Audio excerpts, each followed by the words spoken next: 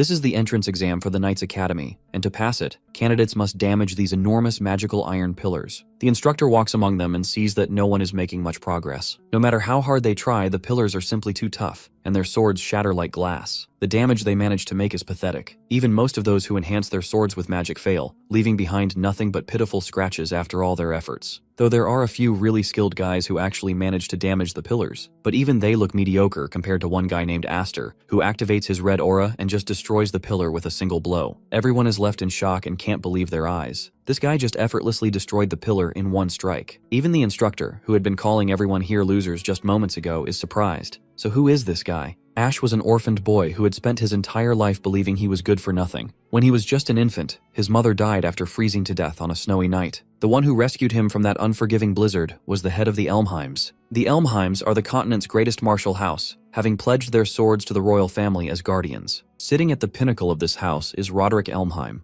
After rescuing that little kid from the jaws of death, Roderick became his surrogate father. While growing up in the Elmheim family, Ash was constantly looked down upon for not having wings on his back. You see, wings are a symbolic representation of the magic and power one possesses. The more wing crests you have on your back, the greater your abilities. But since Ash had no magical powers within him, he was dubbed the Wingless. Still, the unfairness of fate didn't keep him down. He continued practicing relentlessly in an attempt to get stronger, holding a firm belief that hard work always pays off. And indeed it did, just not in the way he hoped. He lived his entire life following his father's pointers, doing everything he was told. Yet in the end, he was betrayed. His father wanted him dead. Along with his other sons, they finally ambushed him. The boy tried his best to fight back, but being magicless, he couldn't really go up against his despicable father and his wretched brothers. Eventually, he was tied down and pierced through the heart. Before his soul escaped his body, he posed a dying question to his father. Why did he raise him if he wanted him killed to begin with? It was then revealed that his father never intended to have him around. The only thing he wanted was to steal the 7 wings Ash was born with. Now that he had stolen what he raised him for, it was finally time to discard this wingless boy. Of course, Ash wanted Roderick to explain what the hell he was talking about. But the only response he got in return was his merciless brothers stabbing him to death while his father simply walked away. As his consciousness began to fade, he started to feel cold, and soon found himself back among the living. He is currently inhabiting his infant body. He has regressed to the moment when he and his mother were ready to die in the blizzard. Sadly, his mother is already dead in the snow, leaving him behind. Moments later, he hears an entourage of knights looking for his mother under Roderick's command. Their agenda is to retrieve the infant, and that infant is our boy. This sounds all too familiar to Ash. He recalls that in his previous life, he was told he was found on a blizzardy night. This makes him realize that perhaps he has regressed back in time. Realizing he is in danger, the little infant begins crawling his way through the snowfields. The magic exuding from him helps keep his body warm. Dragging himself is way too hard for someone with such a small body, but his will to survive, and his desire not to fall into Roderick's hands, gives him enough willpower to crawl forward. At one point, he eventually collapses due to exhaustion. However, he is soon discovered by a man and his daughter. Thankfully, this man isn't Roderick, he is Viscount Highfried.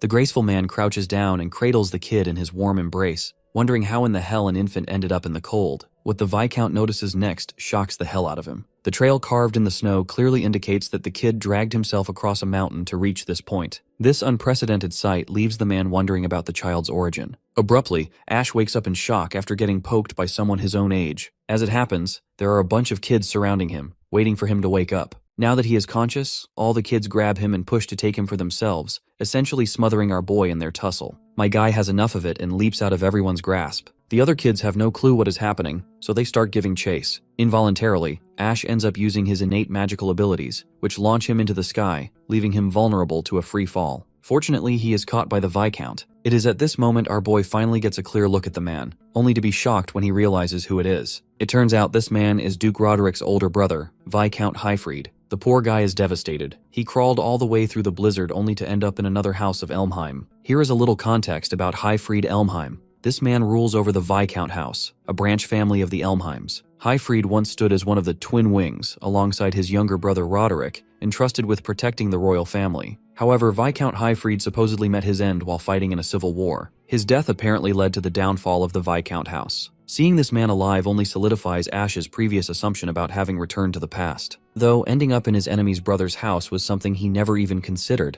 the mistress takes hold of this peculiar child who literally launched himself into the sky using magic. She had doubts that he wasn't a normal boy, and this confirms her suspicions. Even the Viscount thinks that the child harbors immense strength, and the wings etched across his back are living proof of that. The kid has 7 wings on his back. When little Ash realizes that the boy who was once considered wingless is actually the owner of 7 wings, he is stunned. Everything clicks. He finally understands what Roderick meant back then. In his past life, that bastard merely rescued him with the intention of stealing those 7 wings that rightfully belonged to our boy. The thought that he was mocked and looked down upon for being wingless by Roderick is infuriating. Just then, the mistress poses a curious question to the Viscount, wondering what he plans for this kid. The Viscount stands in cold silence, which makes our boy dread the worst. He has been robbed of his wings once, and he doesn't want history to repeat itself. Contrary to what the kid had been dreading, the Viscount shows a very positive attitude toward the child and wants to adopt the infant as his son. Extending his hand, the man pats his newly owned kid to express his affection. He sees this child as a weak fledgling unfamiliar with the ways of worlds, a bird who has yet to learn how to take flight. He decides that until the day the kid learns to soar through the skies with his wings, he will take the responsibility of raising him. Ash's eyes light up upon hearing such sincere words because he can tell they are honest. Eventually, the other kids also stumble across the room while attempting to search for our boy. The oldest among them expresses how worried they were about him. One little girl approaches her mother and requests the name of this child. The woman holds the kid up just like Rafiki holds Simba and graces him with the name Aster. His name symbolizes a new star who has been born into the family. And just like that, 10 years pass. Lord Highfried makes his grand arrival right outside a massive mansion of Duke Roderick. Following him is our boy Aster, accompanied by his sister, Alphen.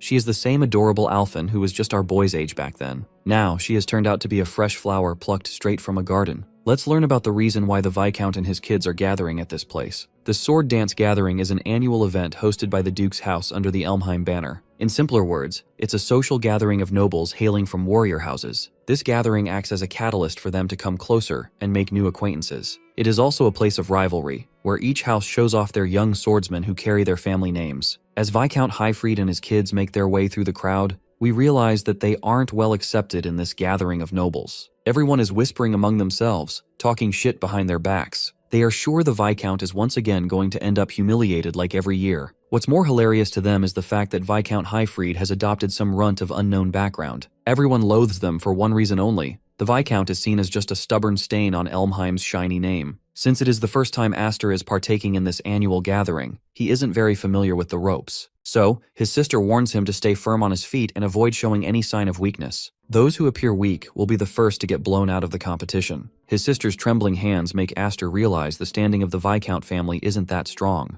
And well, that's exactly why Viscount Highfried brought Aster with him. He wanted him to witness firsthand the current position of the Viscount family within the Elmheim name. Perhaps sensing this, he questions his foster child if he is disappointed by their downfall, while my guy expresses full enthusiasm about the situation they are currently in. Even though Aster isn't a masochist, he is still enjoying this cold reception they are getting upon arrival. His enthusiasm certainly amuses the Viscount, who is relieved to see his forward-thinking attitude. You see, in Aster's past life, he too was called the disgrace of the Elmheim family. The kind of reputation he had then is nothing compared to this. Coming back to this place doesn't jog any fond memories because there aren't any. However, Aster is looking forward to making some new memories that will be painful to some, but amusing to him. After all, he isn't the runt he used to be. He has his 7 wings, which is more than enough to devastate both of Roderick's brats. This time, he is ready to make a spectacular debut that he always deserved. Fast forward to the arena, with 2 contestants already duking it out. In an era where everyone yearned to become a knight, an individual would have to compete hard to stand at the pinnacle. For that, a knight must possess both strength and elegance. To achieve strength, excelling at swordsmanship is necessary, while elegance and splendor can only be earned through fame. Those who possessed both qualities were granted the absolute family symbol, the wing crest. As one of the contestants takes the title of the wing crest, the audience erupts in a round of applause. The intensity and energy in the air are as intimidating as ever, and it never fails to rattle Alphen. Since both her other sisters, Fren and Freya, had already witnessed the cutthroat intensity of the competition, they simply refused to even join as spectators. The victor must dominate and humiliate the loser in an effort to show off their dominance. Even the sight of the loser in front of him reminds our boy of his miserable past self, who was a laughingstock for others too. His sister abruptly interrupts his thoughts, snapping him out of it. Perhaps she thinks he is feeling scared, which is understandable since it's his first sword dance gathering. Well, it's clear his sister is misunderstanding his situation. He is far from scared, and when he proclaims it confidently, his sister gets confused for a moment. Right then, the Viscount announces his departure for the time being since he has a conference meeting to attend. Before walking away, he hands over the responsibility of Alphen's safety to our boy's shoulders. The girl feels offended for obvious reasons. After all, she is a year older than him. The father then also hands over a free loading screen tip to his son as well. Since there are many people around his age, he suggests he try to get along with them and make new friends. However, he quietly warns him to conceal the secret of his 7 wings from everyone. With that, the man is off, leaving the siblings standing there, surrounded by people who eye our duo like wolves. The both were receiving a condescending and judging glare, as if they were nothing more than intruders who didn't belong here. Our boy thought of the hostile atmosphere and figured it would be impossible to connect with people here. But suddenly he saw someone and immediately walked away from his sister, leaving Alphen in confusion. The boy had finally scored an opportunity to make friends. But that was just an excuse. The friends he's talking about are seated proudly. They're the sons of the main family, his previous siblings. The boy greets Darius politely, introducing himself by full name and stating intentions of simply dropping by for a hello. Grion, the second brother, explains that this is actually the adopted kid from the Viscount's family. Just hearing that much is enough to dazzle Darius, who mocks Aster for having the nerve to address himself as one of the Elmheim. Both of these brothers are the same cruel beings who killed him in his previous life. At the time, they were frightening to face against, but watching them now, Aster thinks they're nothing more than just a bunch of kids trying to act Sigma. Suddenly, Alphen comes along to drag her brother away, believing that Aster has done enough by greeting them. Of course, as she's taking him away, Darius calls out to her, insulting her for not hiding behind her father today. Having the authority of the main house, Darius demands her to come sit by their side and entertain the Elmheim heirs. However, Alphen isn't a bitch and refuses the order, reminding them that the two families never had a master-servant relationship. She forcibly drags our boy away, who shows hesitation and refuses to leave. Aster doesn't want to wrap up here, but Darius makes things much easier for the both of them. This bastard gets all fired up and starts shouting insults against the Viscount, who despite being a knight, ended up failing to protect the king. As a consequence, Roderick severed his own brother's arm off, making him a disgrace of the family. Alphen is stomaching all of these insults listening to Darius, but this man drops another zinger by pitying her for sharing his loser uncle's blood. The rage bait is successful, causing Alphen to go up and confront the mocking brat. She wants to stand up for her father, but her display of bravery is torn to shreds when he spits out his grape juice right in her face. Darius reminds Alphen that useless girls like her can't inherit the title, so her father must also be disappointed in her. He also questions her dressing up improperly, without having any clothes to prevent getting wet. Alphen stands there at the brink of crashing out, and while watching this scene, Aster is grateful. He's grateful for the fact that his shitty brothers are still the same, because now he doesn't need to quell his anger. It's just a good reminder of why he wants his revenge in the first place. Aster enters the chat by grabbing another bottle before going up to his sister and tossing the bottle up high. The noble quickly grabs the bottle, not knowing that it was the perfect distraction. At that moment, our boy unsheathes his sword so fast that he cuts the bottle and spills its contents on Darius's face. The arrogant noble is caught off guard, reduced to an embarrassing sight, while Aster cleans the liquid from his sword before tasting some of it in his mouth. He realizes that it's actually just grape juice and not wine, which is the perfectly fitting for trust fund baby nobles who want to act tough. Just 3 years ago, Aster's unfathomable energy leaked while his father, the Viscount, tried his best to restrain him. The boy's outrage had harmed Alphen, and the rest of his sisters were in grave danger. He continued to unleash the might of the 7 wings, becoming the most unstoppable force on the planet. Aster's leaking energy was devastating to the point even the Viscount felt uncertain in his ability to stop him. The boy was consumed by his berserk state. Back to the present, Viscount Highfried receives a sudden visit from one of his servants. He has interrupted an important conference for an immediate announcement, revealing the clash between the sons of Elmheim branches. The announcement stuns Highfried, while Roderick stays mogging.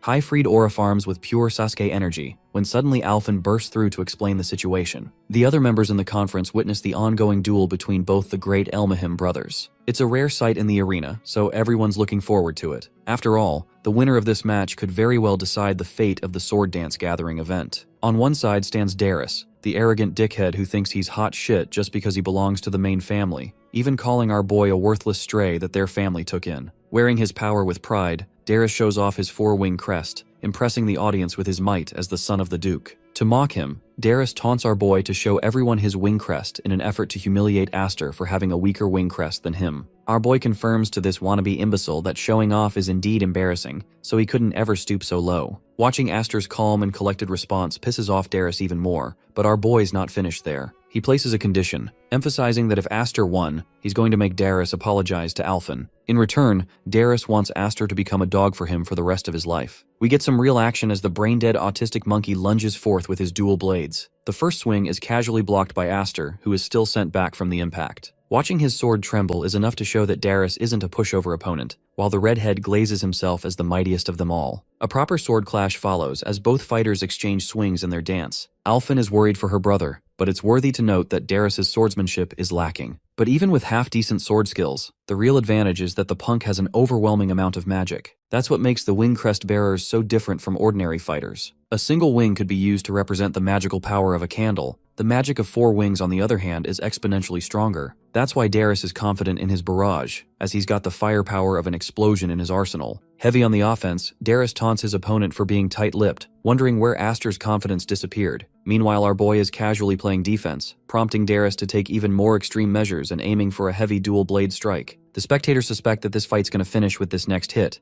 but then comes Aster's sword, beautifully cutting in and blocking both swords. The look on Darius's face is amusing. He shares complete bafflement of how his attack was stopped. Aster, our glorious king, basically tells him to shut the fuck up for once and sends his bitch ass flying into next Tuesday. Our boy imbues some of his magic into his sword, while remarking on his decade-long training to control his magic. He spent every moment getting better so that one day, he could exact his revenge against his brothers. Going on the offense, our boy strikes down his sword against Darius, who is struggling to block. The heavy impact forces him down on his knees, astonishing Grion that his brother is actually struggling. At this moment, Aster looks like a demon with unfathomable magic power, while his opponent is trying to maintain the shit talk by saying he's got 4 wings. Looking at him like an emotionless demon, Aster puts more magic into his sword, making the crowd question if the brat of the Viscount family could actually win this brawl. The son of the main Elmheim family is in deep trouble, when suddenly those same golden sparks turn into black. The look on our boy's face tells you everything. This wasn't supposed to happen. Even Highfried can see it. Darius is barely holding on, but the mere memory of this bastard ripping off our boy's arm in the previous life is more than enough fuel for Aster to keep going. He exerts far too much power, to the point his opponent is pathetically begging him to stop at this point. Highfried roars at him to stop, but the boy continues to bulldoze Darius into the ground. It comes to a point where the cocky redhead's swords are shattered, concluding the clash in an upset. Darius is on the ground after pissing himself with a surprised Pikachu face, while Aster force feeds him the same words this clown told Alphen, to wear better clothes next time so he doesn't get wet. The fight wraps up with Aster reflecting on how he's no longer the powerless and wingless Ash anymore. That much is enough to make him happy and clear his head. Suddenly, our boy experiences fear of death when he senses the dominating aura of Roderick coming from behind. The moment he turns back, Aster sees Roderick with a murderous expression on his face, as if he's displeased with the outcome. The people among the audience are all thrilled by the outcome. The youngest and adoptive son from the Branch family ended up beating the main house's 3rd son. However, with his reputation obliterated like that, Roderick isn't just going to stay quiet for long. Having balls of titanium, our boy walks up to Roderick, while Darius smiles, thinking that his daddy is going to resolve the situation for him. Aster stared up at the towering man who was the head of the Elmheim family. The man stared down at the boy with fierceness, but Aster continued to match his gaze. He wanted to take down the Duke with his own hands. At that point,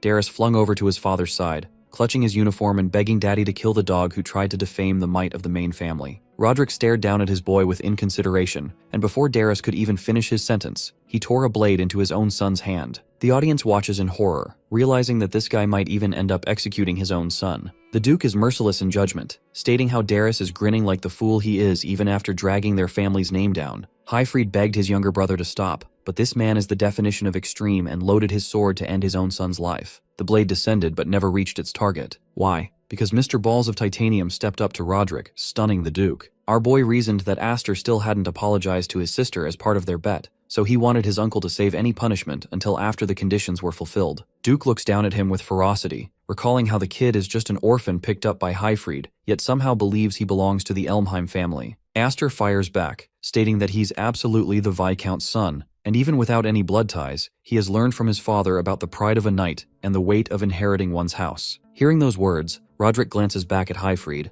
then makes an even more tyrannical argument. He thinks that it's Aster's fault for damaging the pride of the main family by showing off his pride in front of everyone. Even for a children's quarrel, it's far too much disrespect for the main house to handle. Roderick mocks Highfried for offering one arm already as the price for crossing him once, so now he wonders what the boy is willing to give up. Aster is in some serious hot waters right now because he needs a good argument. To set the tone, he assures his uncle that this was a proper duel, and not just any brotherly quarrel. He fought with a sword to answer Darius's swords and his insults against the Viscount family, even declaring that the person who can't avenge his own faults shouldn't have the right to bear a weapon in the first place. Those are the words of the Duke himself, so Aster isn't going to be offering even a single finger. The boy's got some mad guts and everyone can see that, refusing to believe that he's only 10. Roderick's intensity wears off as he sheathes his sword, accepting the argument. Then strangely, he tells the boy to quickly draw his sword. Terrified, Aster reaches for his weapon, but in that exact moment, the Duke's sword is already on his head. This man pulled a psych moment on a literal child and launched Aster crashing through walls. Alphen holds up her face in terror while the boy's father roars at his brother's cruel response. The Viscount leaps into the arena to personally challenge his brother, but the Duke doesn't even look at him as he blocks his attack. Highfried leaps up and down, running to check on Aster's condition. What he finds is a shattered blade,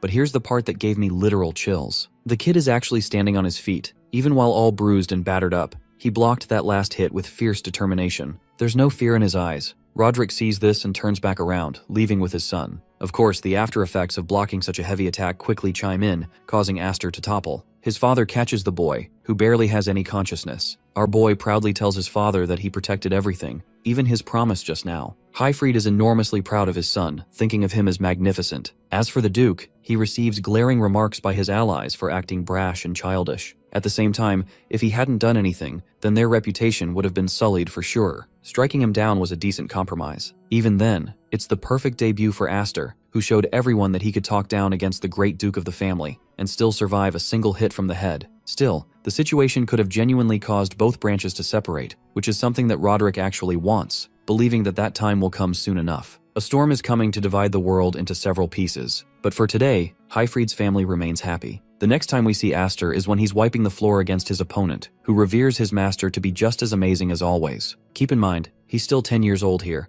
and ever since his return from the sword dance gathering, the boy has only been training even more intensely. Rumors of Aster humiliating the Duke's third son have started spreading about. All this time, the main house berated and treated the Viscount house like crap, but something has finally changed for once. Running into action, our boy internalizes his skills at the sword dance gathering. He showed power and proved his worth. That alone should be enough to silence the voices that always berated the Viscount house to be a disgrace to the main family. But that was just a side quest. The real target for Aster remains unchanged, and that is to deal with the Elmheims. He's eager to see just how powerful he could become. And though he wanted to release uncontrollable strength at the gathering, he knew that it wouldn't be enough to defeat Duke Roderick. Wing crests are indicators of hidden pools of magic. They serve as strength indicators, but if that same magic can't be uncontrolled, then it doesn't matter how many wings you have. That's the case for Aster right now, who can't unleash the full might of his 7 wings. He can't even train for it because the second he tries to break into his 7-wing powers, he loses control. Anyway, Aster defeats another opponent and looks up to find someone else. Unfortunately, Bro beat all of them to the ground, so there's genuinely no one left to face him. Alphen finds her brother exerting himself again, refusing to restrain himself. She has actually come to inform him about the Viscount's call, prompting Aster to leave right away. But as he's about to leave, he glances back at Alphen's uniform, and she turns around to question his confusion. The thing is, she's wearing a different outfit than usual. She refused to wear this one in the past because it wasn't cute, but now Alphen has learned that she must also grow in a similar manner to her brother. Alphen points her sword in his face, declaring that the next time he returns, they're going to be having a little face-off. Our boy smiles, sarcastically hoping that his sister doesn't just kill him on the first hit. In the next scene, Aster knocks on the Viscount's door to attend his call. Highfried has been waiting for the boy and orders the boy to take a seat, indicating that the matter isn't trivial. Our boy sits down, while Highfried explains how 10 whole years have passed since they welcomed him into the Elmheim family. Putting something on the table, he shares how he wanted to wait until Aster had grown older, but figured now is the right time. The crimson ring resting on the table isn't just an ordinary gift, it's an heirloom that declares the boy's position as the next head of the branch house. Highfried openly announces his desire for the boy to inherit the Viscount's house. This announcement is unexpected for his son, and Highfried even admits that the position is fragile. The unfortunate reality is that there's still a branch family bearing the name of the Elmheims, which is why as lords of certain territories, they have duties to uphold and lands to protect. It would be threatening to leave the position of the next Viscount empty, so this is the reason Highfried is making an early decision. The biggest question for Aster is if his sisters are chill with the idea, because Bro's not even a blood heir. The Viscount assures him that all his sisters will return from the night school in 3 days, and it's then that he'll formally tell them. Marfa and Kudo have been away for a while, but Aster knows for a fact that neither one of them is going to be happy about this announcement. Kudo is absolutely going to get angry, but that's merely because she hates him for being born a male who had access to the blessings of the 7 wings. Long story short, girl is a reverse incel. Knowing her disapproval, Aster refuses the position, highlighting his inability to control his own magic right now. He's the most self-aware even as a 10-year-old, admitting that he's nothing more than an immature fool who got his sister in trouble because of his powers. Aster has zero confidence in his ability to convince the other sisters, and his answer actually makes the Viscount smile. As he's leaving, Highfried shares how he found it really difficult to believe that Aster was just a child, even when he was little. This ring felt like a fitting reward for the sword dance gathering performance, but if Aster is going to refuse the heirloom, then the next option is more fitting for him. Our boy's eyes draw open in shock at the sight of the gorgeous magic sword, Graham, a weapon capable of taming the Seven Wings' power, the only sword that is capable of swallowing magic whole. In the next scene, both of them are out in the forest to test out the might of the sword. Aster doesn't get the point of coming out all the way here since the training hall would have been plenty to test its powers. But it's only because his beloved son is dangerous and breaks things often during training. The Viscount emphasizes that the magic sword is a legendary blade passed down to the eldest sons of the Elmheim family. This generational tradition is the reason why Highfried got the weapon, and he even brought it from the main house just to give it to his son. The Viscount tears off the sword's wraps, but much to the boy's shock, the sword doesn't have anything to work with. The weapon is literally broken and can't even be used for combat. But suddenly, when the Viscount channels magic into it, the same weapon pulses with blazing red mana, creating a sword full of magical power. That's why this weapon is considered the Blade of Potential, because its limits are only decided by its wielder's capabilities. Highfried shows off a goddamn Kamehameha-sized attack, vaporizing a path and scarring the forest. Even the sword has several benefits. The biggest problem is that it depletes the user of his mana. The legendary weapon is cursed for that reason, so there's a cost to using it. Highfried wonders if his son is interested in trying out the weapon for himself, so Aster grabs it and follows the demonstration. He starts imbuing his magic into the sword, creating a pulsing golden and dark energy wave. Even without exerting any magic, the blade is just ripping it off his body, siphoning it off of him. The result? Aster's energy explosion is so large that it acts like a meteoric fall. The students in the training ground are baffled until they realize that something didn't fall down, it actually went up instead.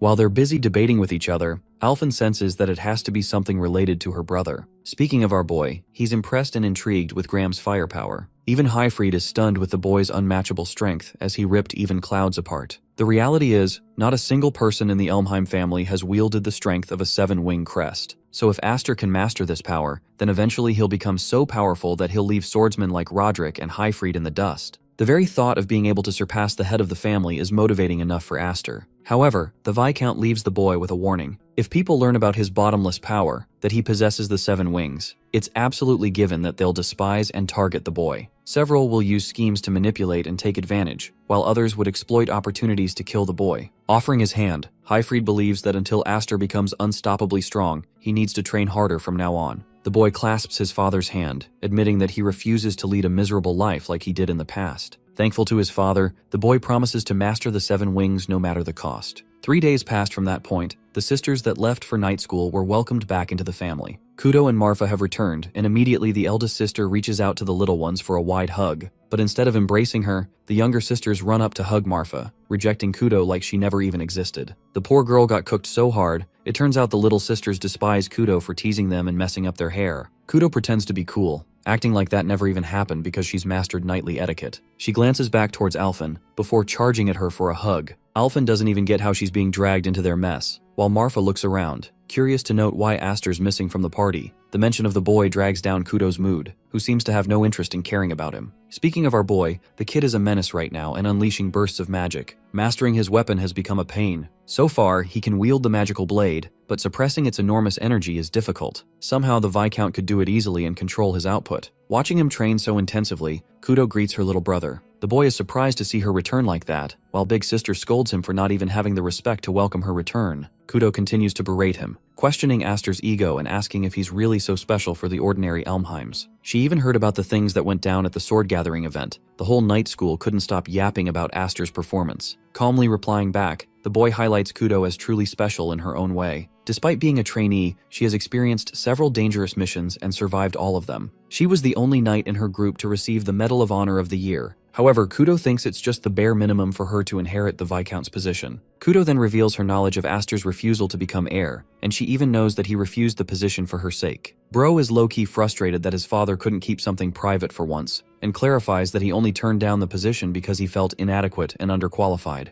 In response, Kudo walks up to a tree nearby, remarking how both her father and brother know about her lifelong dream and yet, they're both cruel. Aster watches in shock as she cuts down the tree, swiping it all the way towards our boy. Luckily, he dodges it just in time, questioning what has gotten into his sister all of a sudden. Facing him with the full intentions of combat, Kudo remarks that she's here to test his skills. This time she won't be holding back even a little. The boy tries to stop her from doing something reckless as his weapon is still incomplete, but she thinks he's making excuses that the enemy on the battlefield will ignore. Aster can't believe that she's announcing herself as an enemy, while the knight remarks her only condition for life is to always be prepared for battle. Getting into stance, she warns him not to hold back, or else he'll be completely smashed into the ground. Kudo lunges with incredible speed to take her brother down, while Aster struggles to face his sister, especially since he hasn't controlled his magic just yet. With no choice left, he activates the magic sword, knowing it's the only thing that's going to protect him from Kudo's wrath. The battle between the strongest siblings begins. The fight starts with the older sister playing rough, praising her brother for being just as adept with the sword as he was before. A part of her is going frenzy, while at the same time curious if he can keep up with her swordsmanship training at the Knight Academy. While she's overwhelming him, she's also disappointed that his control over the sword is pathetic. Kudo taunts him for his lack of magical coherence, before slamming him away. Our boy is sweating bullets right now, knowing that his sister is going as hard as ever on him. That's always been how Kudo was like, even when they were little. It makes him wonder if it's because he's the only male in the family, the one who bears the right of succession, or if it's because he's special, someone who possesses a wing crest surpassing all the others. Kudo has always been tough on him, challenging his limits in every battle, calling the world unfair. In other words, she's the kind of person one would expect to be his natural enemy, and right now she's speed blitzing this man, teleporting right in his face as she delivers yet another powerful slash, roaring at her brother for being unfit for the rank of head of the house. The conversation shifts to Highfried and the other siblings. They're unsure if this is the right thing as it might result in a proper casualty, but Papa knows that this fight is necessary to resolve their sibling differences. Reckless it may be, it still won't reach to the level of ruin for either of them. Or at least that is what their sister hopes, but she's curious why they were being immediately summoned from the Knight Academy in the first place, because it's not like he desired to speak of the succession to begin with. Highfried confirms this, before pulling out an envelope from the box, revealing that it's actually a summoning from the main Elmheim house. Apparently the elders who led the core of the house want to see the face of their grandson once more. This is an unexpected and major development. Highfried is mostly worried that at any rate, they will end up losing Aster to those hounds. Back to the scene of the battle, both siblings are duking it out with Kudo mostly being on the offensive. Aster reminds his sister that he'd already turned down the offer of succession. His own father knows that, and yet, Kudo hellishly attacks him, explaining that even their father disagrees with his decision. Her every hit is making him feel the weight of the earth, as if a powerful troll monster was swinging its enormous mallet and drowning him with its force. To retaliate appropriately, our boy clutches his sword, and somehow deflects her sword to the side, gaining an opening advantage that he could use against her. Kudo mocks him for trying to run off, before unleashing a chaotic burst of energy that knocks him way back, hitting him so hard that he spurted out blood just from the force of the impact. Kudo calls him a pathetic third-rate fighter if mindlessly swinging a sword is the only thing he can do, and he'd be second-rate if he could handle magic on his own. The only person who is considered first-rate is when they combine both elements and use them in unison. So far in their battle, Kudo remains disappointed, having hardly broken a sweat against her little brother. You see, the difference in wing crests is mainly about how much mana is channeled and outputted by a fighter. Just a single wing gap is enough to create a 3 times multiplier, so it's kind of like a Super Saiyan state. In terms of magical output and stamina, she's only at 5 wings, and should be several times inferior to his caliber of a 7-wing fighter. And with that difference in strength, her brother seems to be avoiding direct combat against her like a coward, even refusing to use swordsmanship to his advantage. Kudo smiles, taunting her brother for distrusting his own abilities, intrigued if he's worried about going berserk and causing damage like he did 3 years back. Her words hit him like a cannon to the head. Deep down, our boy just realized that he may have been subconsciously limiting his own powers out of the fear of hurting people again. Looking at his weapon now, it makes him wonder if that limitation is becoming an obstacle in his wielding of the sword, because he's suppressing his magic. Kudo is frustrated. The brother who stands before him has everything she could ever want, and yet he's being arrogant without even realizing how lucky he is among them. The sister lunges forth to steal it all from him, pushing him one last time to actually lock the fuck in for once. In response, this man swings his sword with the cleanest cut, deflecting her full force strike with a single swing. He then thanks his sister for helping him awaken, making him remember what he's truly capable of. What shocks her next is how this man is jumping up in her face without even manifesting his magical sword. Kudo knows that this guy clearly hasn't run out of mana, but bro is going full psycho mode at this point. She aims to block this swing, while preparing to unleash the unending magic hidden deep within his special crest. Our boy knows that he can't master this ability right now, but for one single moment, one definitive moment, he lets all of his magic out, without even the desire to maintain his manifested blade strike. Impressed, she manages to block his attack, praising him at last for thinking of something creative. Our boy admits that he has no desire to waste yet another life, the same second chance that he's been lucky to have. He won't lose this newfound power, or his sword, or even his most beloved family, because these are all the things that he couldn't hope to achieve no matter how much he struggled before. By the way, unlike other isekai protagonists, this man literally said all of it out loud. The words, "second life," confuse Kudo momentarily, while her brother rages on with full speed, unleashing yet another blade strike, except this time, Bro vanishes right before her vision, returning to the ground and creating an opening, refusing to hold back any longer. Now that she's wide open, Bro cuts her with full capacity, and it genuinely looks scary, as if he'd just split her in half. The next time Kudo wakes up, she's left wondering where the hell she even is. It dawns on her all of a sudden that her sister Malfa is standing right around the corner,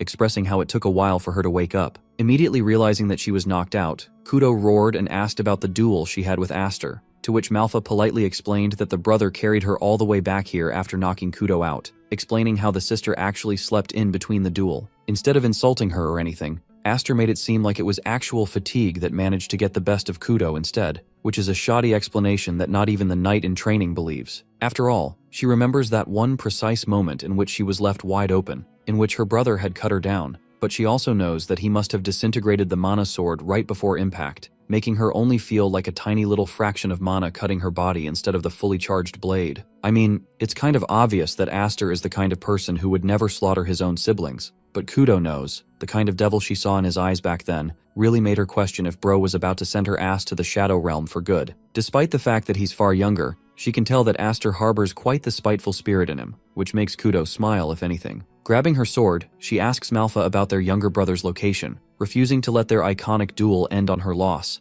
with the full intention of going all out from the beginning. Malfa colors her sister a new surprise regarding Aster, expressing that the boy already left. This does a number on Kudo, who hadn't anticipated such a development. You see, thanks to the summoning invitation from the main Elmheim house, the boy had to leave alongside their father. What surprises Malfa is that Kudo didn't know at all, because as you can see with her jaw-dropping reaction, girl is annoyed and shocked at the same time that she wasn't made aware sooner. The perspective leads us to the main man himself. Our boy is in his travel carriage sitting across his father. Highfried emphasizes that they're headed to meet the elders who express support of the Elmheim house. They were once the heads of the main and branching families, but even after their retirement, these elders hold considerable influence and power, dubbed as the ominous Shadow Rulers. Highfried adds that the elders never showed any interest in him since the boy's adoption, which really boggles him as to why they're suddenly calling for a summoning now of all times. Our boy, on the other hand, figures that it's probably because of the outcome of the Sword Dance Festival. The Elmheim elders only care about the family's prestige, unlike wealth or even their lives. Any person who ends up tarnishing the prestige of their family is sent to get torn apart by the beasts, thrown into a cage of their demise. Highfried, who is genuinely worried about the boy's source of knowledge, asks how he knows all this. Aster makes up an excuse that he just heard it around somewhere. He's mentally resolved himself for there to be at least some kind of punishment involved. This stuns his father, who is a little annoyed that the boy didn't even wish a proper goodbye to his family despite knowing all this. Our boy ushers that it's okay. He wanted to leave quickly, and he also figures that Kudo would like it more if he wasn't around to mess with her. Aster also adds that it's thanks to the duel against his sister that he managed to obtain some level of control over his sword Gram, helping him draw even more power out of the special 7 Wings crest than ever before. That's why if anything happens in the upcoming meeting, our boy wants his father to stay out of it, resolving himself that he'll be fine. Before Highfried could respond back, both the father and son heard someone shouting just outside the carriage, roaring that the kid shouldn't act arrogant as he's young. Bro's eyes open wide when he sees Kudo's face plastered against the window. This psycho sister came all the way here chasing his ass down. The crazy sister flings herself right inside, annoyed that he didn't even say goodbye to her before leaving, though she's heard all the important stuff about Aster's summoning through the elders. Highfried declares Kudo by her full name, indicating a hint of annoyance, as he reminds the redhead that he can't take her to the main house. But that doesn't bother her at all. She understands her role here, but at the same time, Kudo fears that this summon is going to involve more cautiousness than Aster is letting on. Even someone like Sister Malfa knows this. Everyone is afraid that the boy will never return after stepping foot inside once. Now, our boy downplays the whole situation, acting like nothing bad will happen, but deep down, Bro's also worried about getting jumped by the boomers too. Kudo scolds Aster, openly expressing her endless hate for him, starting off with the fact that he's the only boy among their family. Then he has the 7 wings, finally he gets the special treatment among them. She can already tell that he's far stronger than her, despite the difference among their age and experience. And then the kid also acts like a mature person despite being young. Even though she has all the reasons to hate her brother, Kudo can't forget the fact that he's part of their family, and even if he became the strongest person there was, she still wouldn't stop worrying about him as he's her brother. That's why she wants him to return no matter what, because next time, Kudo isn't going to let him off easy with a win next time. Saying so, she parts from the carriage, making him wonder why she even bothered to come all the way here. But still, it left a positive impression on Aster, who now has garnered the resolve of returning to his family no matter the cost. Arriving at the main entrance of the Shadow Rulers, the gatekeepers welcome them, expressing how the elders are waiting for them inside. Highfried assures these men that he knows his way around, but they refuse to let them go unmonitored, having been given strict orders to ensure both father and son stay together. Just like that, now our boy knows for sure that these guys hold some level of animosity towards him. It's not some easy meetup to chill with the grandchild. The vibe is entirely different. Though it may seem like an intimidating location, a part of his memories is associated with this haunted estate being his one true home. Highfried and his son are escorted. The boy's father recommends him not to lose his patience, even if the others provoke them to oblivion. The boy is still stubborn, but that's precisely the problem. The boy suddenly finds himself distracted by the duels occurring around the arena, though he can't find a trace of Dallas, which seems understandable since the dude's dominant hand got fucked last time. Highfried calls for the boy's attention, emphasizing that he doesn't zone out. Aster assures his pops that he'll be quiet and obedient, since his sister wants him to return in one piece. And yes, the One Piece is real. Finally, we arrive inside the chambers of the elders. The main one sitting at the center expresses how it's been 10 whole years since they last saw each other. The old man addresses Highfried as his grandson, who then kneels before the sixth head, referring to him as the great-grandfather of the family. From this angle, our boy can sense that the old man before him is a literal monster, hiding among the shadows of the Elmheim family. Zanus Elmheim, as well as the others, are also pretty prominent figures, each bearing their own name and significance in the council. The good thing is that at least Aster recognizes some of their faces, but what bugs him is why Roderick isn't attending the meeting, and as if reading the kid's mind, Zenas assures him that the man he's worried for isn't going to be here. That man, Roderick, is the leader of the knights under the royal family, who has duties to attend to, and won't be bogged down by pointless meetings, so the old rulers are handling such administration for him in his stead. In his previous life, our boy never had the chance to encounter Zenas even once, but the fact that this old man managed to summon so many executive figures without even the necessity of Roderick only goes on to show that he's got quite the influence and control over the family. Concerned, Highfried asks the big question of why they're summoned. Zenas laughs, knowing that these guys must have already pieced it all together by now, what happened back at the Sword Dance Festival. Just as our boy suspected, it really is about that stupid festival. Highfried explains that Roderick already handled the situation, but in truth, Zenas and the other elders know that it was merely just a performance in the eyes of the public. The family's name was tarnished, and that fact is final. For one, a child outside the family was adopted, a mistake from the start that was overlooked. But then,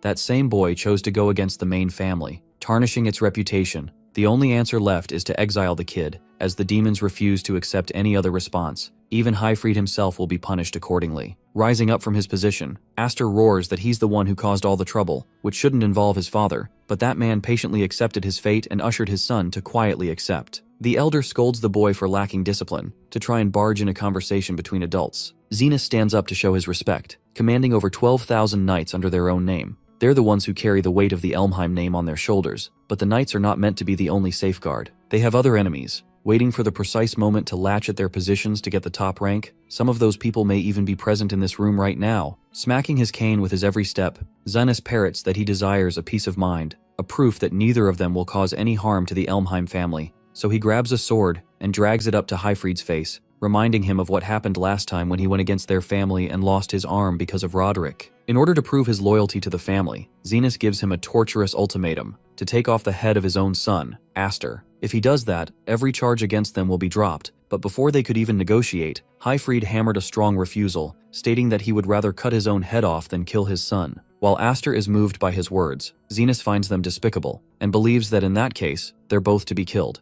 Every single member of this branch family, including the wife and daughters of Highfried, will be eradicated. Today will be the day that the Viscount's family ceases to exist, and so each of the royal knights quickly surround the father-son duo, pointing their blades against the defenseless. To really piss off the old geezer, the boy questions what the sixth head is so afraid of. He's got a group of grown men here, who are afraid of a little boy, afraid that they'll be betrayed by one of their most loyal servants. The boy taunts Zenith that he can do all of that. He could cut him down or even exile Aster, but if he so dares to mess with his family, that's a line that can never be left unchecked. In that moment, Aster grabs his choker and takes off his shirt, showcasing all the elders the symbol behind his back, the mark bearing the 7 crests. It is Aster's decree that if Elmheim goes against him, then these wings will cut them all down, so it's in their best interest to think carefully. Bro's ultimatum drew the attention of all the others in the room. The immediate response is one of denial. They can't believe that the seventh crest has appeared on a human body after centuries. Zenas, who grew quiet just now, questions if the boy understands the weight of what he's showing them right this moment. Aster smiles even in the face of swords raised against him,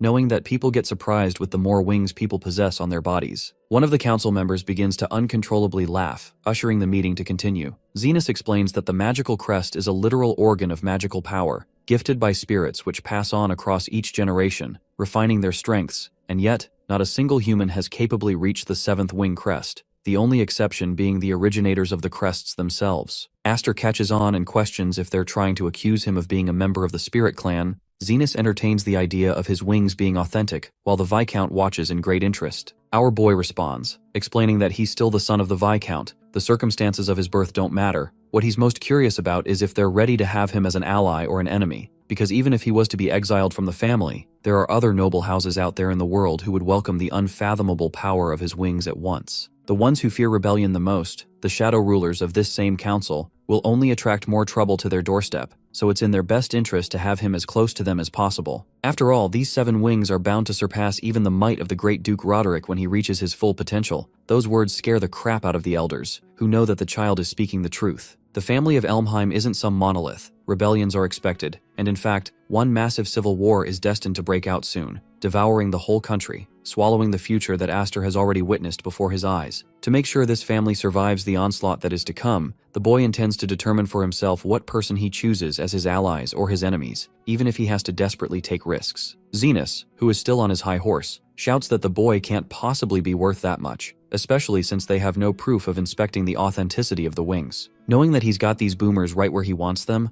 Aster gives them full permission to take off his head, because if they do as much, it will declare a proper war between two sides. Of course, if the family got actually serious about extinguishing him, they'll slaughter Aster without worry, but that's not the point. He's curious how they'll react. While Zenas is questioning his decisions, one man stands up to eradicate the circular conversation, suggesting to the Great Elder that they set a proper trial for Aster to prove his worth. Earl Mays has spoken up against the wishes of the council, believing that it's the only way for everyone to witness the might of the 7 wings, then they can decide the boy's fate at will. The Earl's suggestion is rational, as they truly are the world's greatest martial clan, so a couple of trials will be easy to find and hold for the boy. The blue-haired man has come to his rescue, and right away, Aster can sense that this man will soon become his ally because of his added support in such a fragile situation. Zenas is swayed by the Earl's words, ushering the boy to follow him, so that he can discipline the child who doesn't know his place. In the next scene, we arrive at the trial ground area. It's a bleak, dark cage. The dark setting connects to an underground bunker leading to the waterways. The whole idea is to use it as an evacuation shelter for emergencies, which is also why there's a magical beast in there for protection. The goal is simple. Aster needs to defeat the magical beast and emerge victorious. Highfried is pissed off that the kid got himself in trouble again, even after the Viscount hoped for him to keep the wings a secret. But this is the wise decision from Aster's front, because our boy knows he can't keep a secret like this in hiding forever. Leaving for the trial, the father advises his son not to let his guard down, while Aster goes out swinging down the chain like a literal badass. As he's descending, he glances at Earl Mays' most satisfied expression, as if he's expecting the boy to do well. Our boy makes contact with the bottom moments after, realizing that the setting is extremely dark, making it incredibly difficult to see. Then his eyes glance ahead in pure shock and horror, while Zenas explains that he already gave this trial to Dallas so that he could reclaim his honor. What became of him, you wonder? Bro's head is laying around wasted. The guy couldn't even lay a finger on the beast. Having located the magical beast, Aster readies his sword, while Zenas expects great things from him. The trial begins with the mighty beast roaring in Aster's face, an effort to intimidate him. Battle of life and death aside, our midget is only concerned with the fact that rumors of magical beasts being kept inside the manor are true. Seeing Dallas's limbs torn apart makes even our boy want to pity the way the kid went out, which goes to show that the real monsters are the men sitting in the council room of this house. That aside, the magical beast gnaws at the boy, lunging to finish him in a single breath, but Aster gorgeously responds with a single slice, which shreds the creature with cuts all over its body, stunning all the elders through his might. After the fight, the boy's left with a disappointing impression, stating how his sister, Kudo, is far scarier and stronger. But that's the thing, the fight's not quite over yet, as the same monster who was cut down is beginning to regenerate. You see, this thing is actually an undead, and one of the ugliest ones ever too. Highfried roars at the unfairness of this matchup, questioning how the family would even allow the existence of a defiling monster inside their basement. Zenas explains that the creature is attracted to the scent of death, hence it came most attracted to their basement, where death looms all around. The creature is impossible to be killed by any ordinary slashes or burns. That's why even Zenas had it captured, believing it would be perfect for testing someone's strength. That's the reason why they no longer face the issue of disposing of corpses either. Now, though Aster already defeated it once, the undead is out of his league in the sense that it takes a skilled knight just to capture it, and the boy is tasked to kill the beast, which will make it a pathetic death for a talented boy of the 7 Wings crest. The main elder doesn't really care if the boy is killed in this fight, believing that it'll just go to show his worthlessness. At the same time, Zenas is happy to make use of the wings if the boy actually dies, suggesting that he has some kind of way to steal the crest from him, which is why he's okay with Aster's death. The outcome has flipped. Even Earl Mays is concerned, hoping for Aster to show everyone that he won't die easily. Back to the fierce duel, both human and monster are slashing each other, but despite every cut that he renders, Aster gets no response in return. The creature's own regenerative abilities far surpass the likes of any ordinary undead. The main issue with facing an undead is that it's, well, a fucking undead. To kill it properly means sunlight is required or some level of purification through a weapon of holiness. If either method fails, then simply escaping its wrath is the typical methodology. Common sense, if you will. However here, not only does Bro not have access to sunlight in the dark basement, he can't retreat either. Using the typical methods will make him seem ordinary, which is why our boy intends to create an everlasting impression as he obliterates the undead with progressively stronger force. His goal is to dominate this ugly monster with destructive, endless magic attacks, such that even the elders watching the duel are starstruck, questioning if the boy finally managed to defeat the undead. Zenas knows the real answer and merely watches with intrigue. The dust settles, and the elder expresses pity for what will now become of the boy, implying his doom. Right then, our boy gets snatched like a baby. Before being slammed into the ground, the undead is back to full health, on top of him with a one-sided advantage. The Viscount roars for his son, but Earl Mays urges him not to try and go help his son, because that decision will be idiotic. Highfried fires back, questioning if he should merely stand here and watch his own son get ripped to shreds. Having more confidence in Aster than even the boy's own father, Earl Mays shares that he should calm down, because from the looks of things and the way the boy is smiling right now, it seems Aster has a trump card up his sleeve. The undead monster's body is clearly being affected. Its size is growing shorter with each hit, implying that Aster's mana blade is doing wonders. With the same confidence, Anakin Skywalker's clone embraces the dark side, manifests his red lightsaber, and impales the undead. Bro's approach to deal with the creature is to repeat the same thing over and over until it is slain, eviscerating its head just by sheer force of the magic blade. It's the same technique that Highfried demonstrated to the boy during their training, but something about it is different now. A vortex of energy is shot out, atomizing the undead down to shreds. Bro really hollow-purpled the hell out of this thing, to the point even the basement is collapsing. While the others are fretting, begging for Zenas to leave, this man stands aura farming, not moving a damn inch as he lays his eyes on the gorgeous power of the 7 Wings. After the collapse of the basement, the big question emerges. Where the hell did the undead beast disappear off to? Zenas knows exactly what happened. The beast was caught in a vortex of magical energy and couldn't regenerate as it died endlessly. It was a way to signify the sheer force of magical power, something that can't even be demonstrated by a technique, an unbridled display of power. Zenas then questions if Highfried involved himself in Aster's last attack, but the Viscount declines, explaining how he himself is surprised by the boy's ever-growing strength. The outcome has been made clear. Earl Mays points out that the boy should pass the exam. The rest of them don't have anything to say to object to the conclusion either, which is why Earl shouts to Aster, confirming that he won the trial. The kid is told to come up fast, but the young master can't really do that, since the chains are jumbled and he needs a rope instead. In the next scene, we have Zenas privately sharing a conversation with the boy, reminding him that if he misses this chance, he won't get another. Aster confirms that he doesn't have any interest in involving himself with the succession of the main family. His own presence in the main estate will trouble his cousins, and that's not something he intends to disrupt. In fact, the only place he considers home is the Viscount's house, an act that Zenas considers one of humility, even though it's impossible for Aster to hide the ambition gleaming in his eyes. The elder has sharp intuition, to the point he can already tell that the kid intends to go against the Elmheim family someday, making him wonder if Roderick is his true enemy. This throws our boy in a tense and guarded state. Zenas assures him that he doesn't need to be so cautious, as he doesn't desire any further conflict for now. This fact surprises Aster, who emphasizes that the sixth head typically does anything in his power to stop rebels. Once more, the old man explains that this family isn't a monolith. Roderick is far too powerful for even them to control, which means the presence of Aster, someone whose powers might eclipse even Roderick's someday, could act as a deterrent. However, if the boy ever dares to go against the elders ever again, then his fate will be set in stone.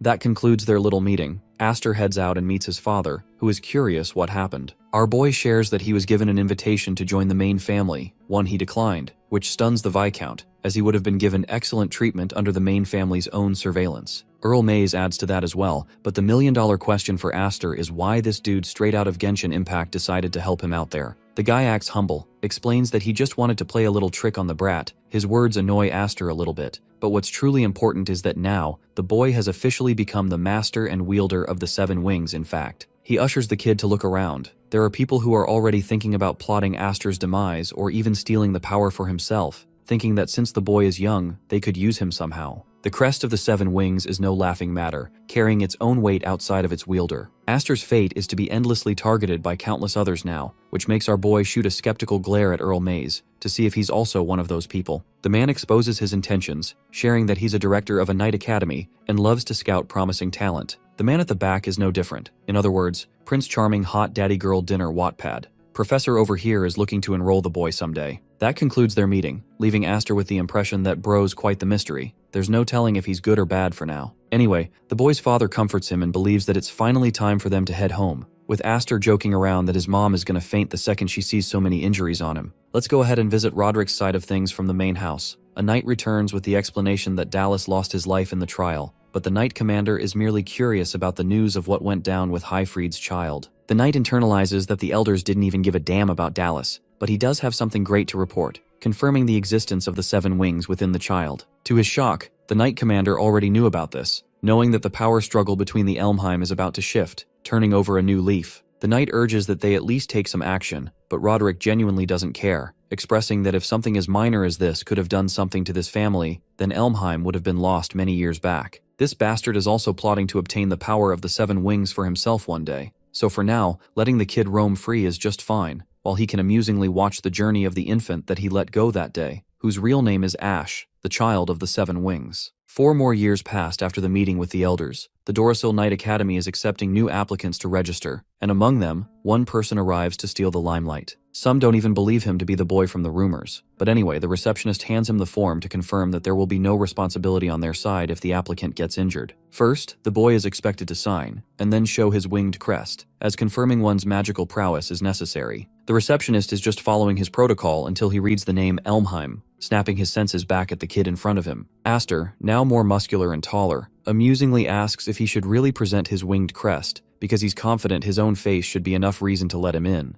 Walking among the others like the chosen one himself, Aster ignores the ramblings of a man who calls out to him, addressing him as the so-called young and mighty one. This is Bigger Smites, a man who hollers at the kid for having come to the wrong place, as this selection is given to the elite of the elite knights, reserved for royal candidates, so to speak. Though this dude glazes the shitty ranking, Aster merely ignores and hardly finds an issue with it. The guy explains how everyone out here has already gone through so much trouble to get here just to retake this heinous exam over and over, just so that they could touch the path of the elites. And then there's him, a boy with a kitty sword acting like hot shit. The man emphasizes that they don't need anyone like him, so it's better for the kid to get lost right off. Well, everyone around can tell that Smites is just being his usual self, hazing at the newcomers like sophomores do to freshmen in universities. Though he's messing around, he seems to be messing with the wrong person this time, as this kid is rumored to be Aster from the Elmheim family of the 7 wings. Hearing that, Smites' thick little head doesn't comprehend the situation he's in, but one more prominent figure arrives to welcome him in kind. It's the cousin Grion, who is pleased to see our boy, denoting how no one here cares or has heard of Aster's existence. That's why he's making it known to them all that they're cousins. To piss him off in return, our boy offers his condolences regarding Dallas. Now that is going to leave a mark, but the cousin acts tough and makes it seem like Dallas needed to die as a weakling.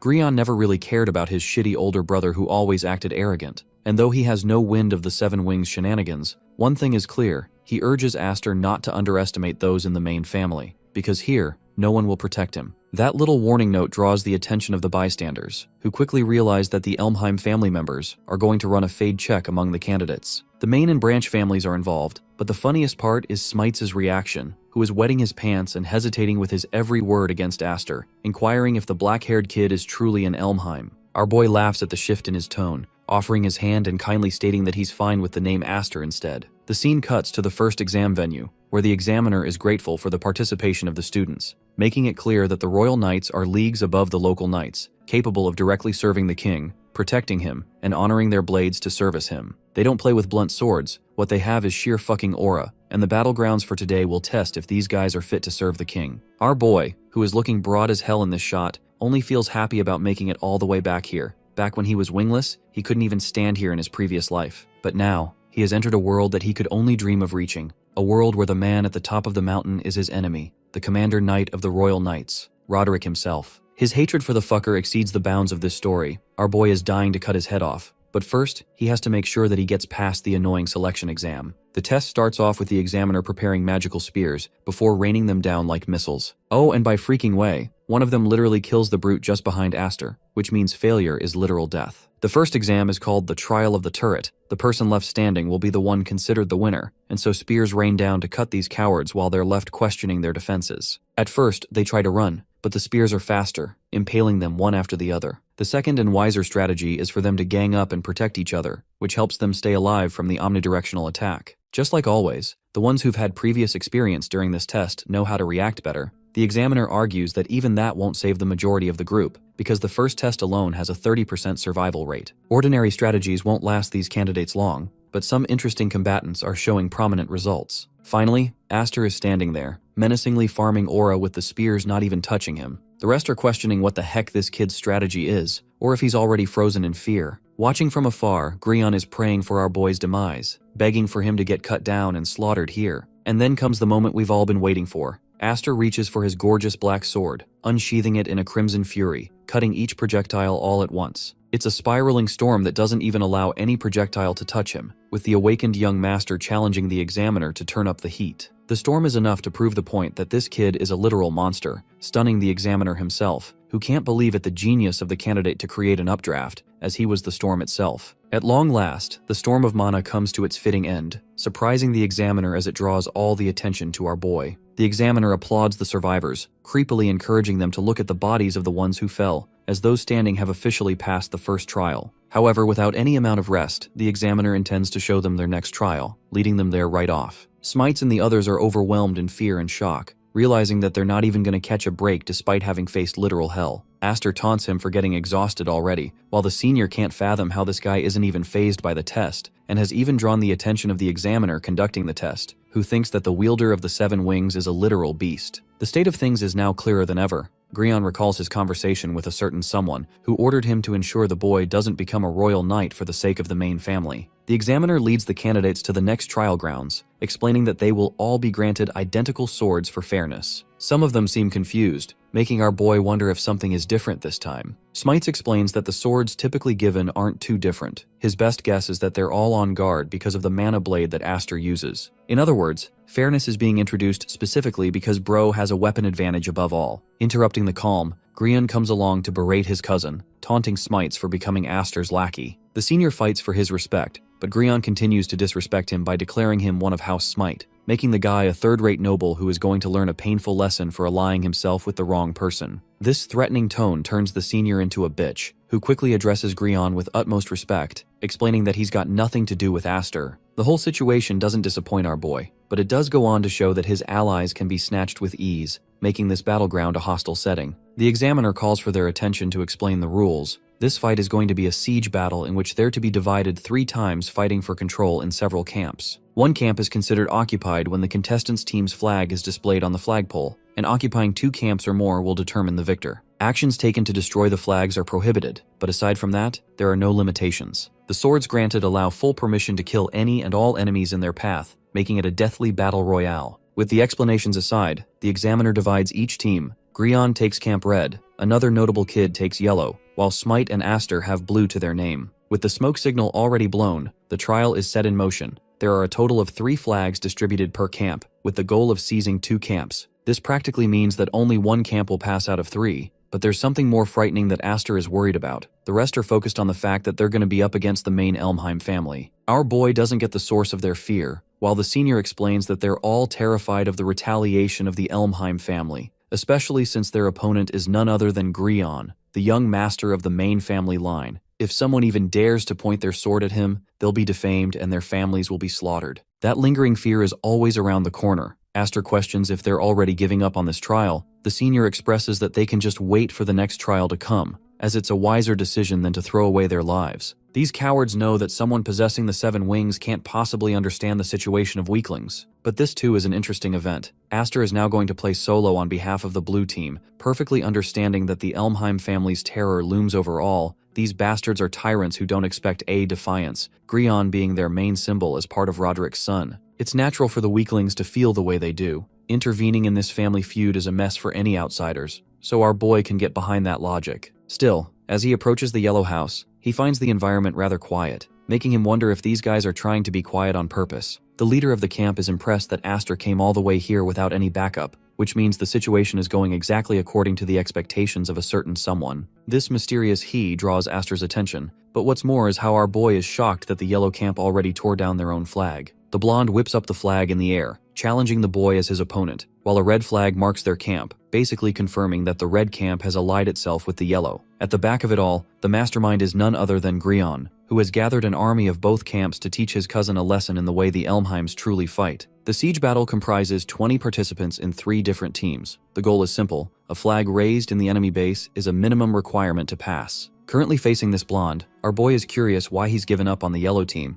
and why this guy is siding with the reds. The blonde expresses that he's merely formed an alliance with the Elmheim to eradicate him. By the way, this kid is the eldest son of the Nolan house, mostly noted as the founders of court swordsmanship. And get this, bro, is literally called Christopher Nolan. Yes, that badass director has summoned himself in this manhwa in all his glory. Anyway, the first trial didn't show Nolan's talent all that much because of Aster's storm, but the only ones who made it past the challenge without breaking a sweat were these two. It shows the significance of Nolan for equaling the performance of a 7 wings bearer. Both of them are amazing in their own right, but only one can pass. Focusing on the fight itself, their clashes go back and forth. Our boy reminds the blonde that even if he forms an alliance, only one team will win. But that's exactly why the cunning Nolan decided for Elmheim to seize victory, teaming up with Grion to attack the base of blue. In other words, Smite and the others are in grave danger behind his back. Aster questions if this guy was also threatened by Grion in the same manner. Nolan doesn't really give a damn. He's simply following what's supposed to be their destined hierarchical path as knights, as this is the natural behavior of the nobles. His elegant swordsmanship stuns Aster himself, as pointed strikes are chipped at our boy's weapon. But here comes an interesting observation. It seems like the staff members intentionally handed Aster a faulty weapon. Everything is being plotted against him just to destroy Aster. Nolan's pointed strikes continue,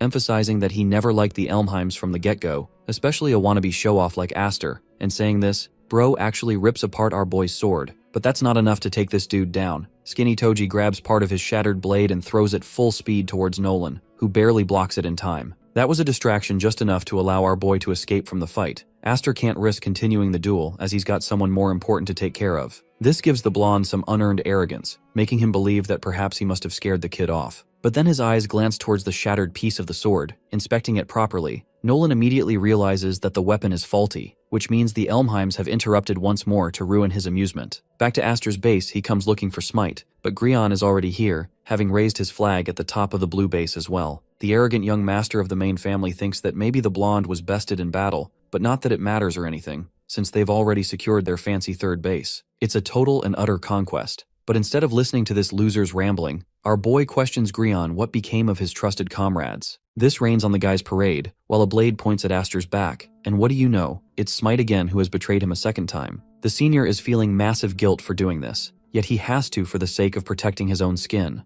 Grion berates the blue team, who immediately surrendered without even showing a hint of resistance, though he's impressed that even the brain-dead commoner monkeys seem to know what side to choose in times of conflict. Our boy questions if they're so confident at defeating him through numbers, but Grion assures him that they've actually already won, as the siege battle is decided by 2 or more bases captured by the end of the exam. So even if our boy ran as fast as he could to raise the flags at each base, he couldn't protect either of them, because the moment Aster heads to another base, his men will go and retake the base he already captured. This means the 2 bases will always remain consistent, making it a desperate and endless loop. I have to say that even for a shitty villain, this is quite the intelligent strategy. But of course our boy has a different answer with his brute force approach of taking down every single one of them. Aster reaching for his blade terrifies Smite and the others, but the young master of the main family calls out our boy's bluff, already knowing that the sword he wields is a fake. Despite the brilliance of the 7 wings, without a weapon, none of it matters. This begs the question if Jon Snow over here wants to take on the whole army without even a sword to his name.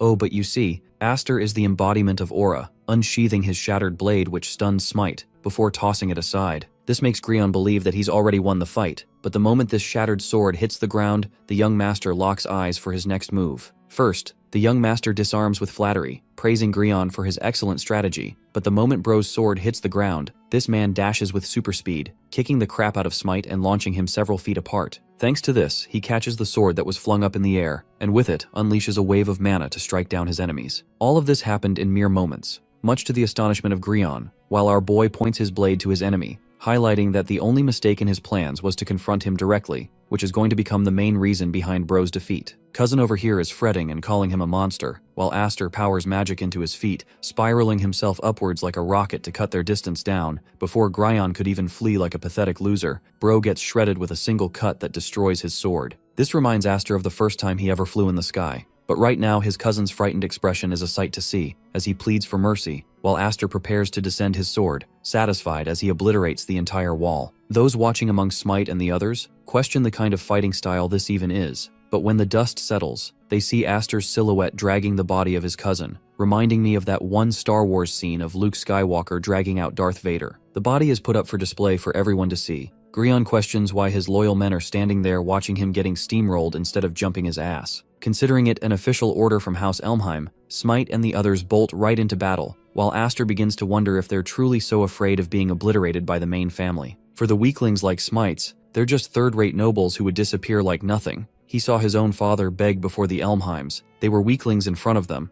and so they lived only to please the ones above them. Of course, someone like Aster could never understand their situation, as he possesses everything in his might. A little annoyed at first, the young master begins to laugh. This whole thing reminds him of conversation against his sister Kudo, who drilled into his head that he could never understand the feelings of those without power. That's why Aster totally understands his position as one of being privileged in every manner. It's also why he's willing to do something of his own volition, declaring that his enemy is the main house Elmheim itself, and that if these cowards can't change their destiny, he'll be the one to do it in their stead, to eliminate the tyrannical rule of this wretched family. His declaration moves the hearts of all those in the arena. Grion can't even fathom what the hell his cousin is mouthing right now. Smite reminds Aster to hear his own words for God's sake, but Aster knows what he wants. He has officially declared war against the main family, refusing to suck up to the rule of the Elmheim, as what awaits these weaklings is nothing but a miserable, pathetic ending too. He tries to reason with them that the only way out is to fight their way through, and thanks to his 7 wings, they have the ability to do just that.